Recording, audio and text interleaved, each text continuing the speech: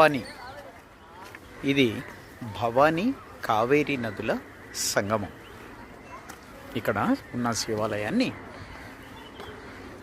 సంగమేశ్వరుడు అని పిలుస్తారు. ఇప్పుడు మనం చూస్తున్నది ఇది భవానీ నది. ఆ బ్రిడ్జ్ కింద ఉన్నది భవానీ కావేరి కలిసిన తరువాత ఇది కావేరీ నది. ఇది కావేరీ నది. అముద అనే మరొక నది కూడా అంతర్వాహినిగా ఉంది అంటారు. అందుకని ఇది త్రివేణి సంగమం అయింది. స్వామిని ఇక్కడ సంగమేశ్వరుడు అని పిలుస్తారు. అంతేకాకుండా భవానీ అమ్మవారు కూడా లోపల సంగమేశ్వర స్వామికి దేవేరిగా ఉన్నారు. ఇక్కడ పట్టణం భవానీ, నది భవానీ, దేవాలయం కూడా భవానీ. అయ్యప్ప స్వాములు తప్పనిసరిగా వాళ్ళ యాత్రలో భాగంగా ఈ భవానీ నదిలో స్నానం చేసి భవానీ అమ్మవారి దర్శనం చేసుకుని వెళుతూ ఉంటారు.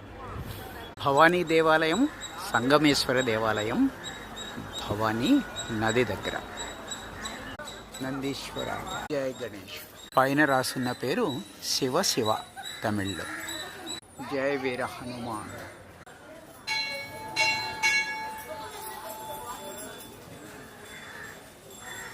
ముత్తు కుమారస్వామి. ముత్తు అంటే ముత్యం, తెల్లగా ఉన్నాడు స్వామి. రాజగణపతి. దీపస్తంభము, ధ్వజస్తంభము, బిల్వ వృక్షము. కాంగేయం జాతి ఇవే జల్లుకట్టులో వాడతారు. ఆది కేశవ స్వామి పెరుమాళ్ దేవాలయం.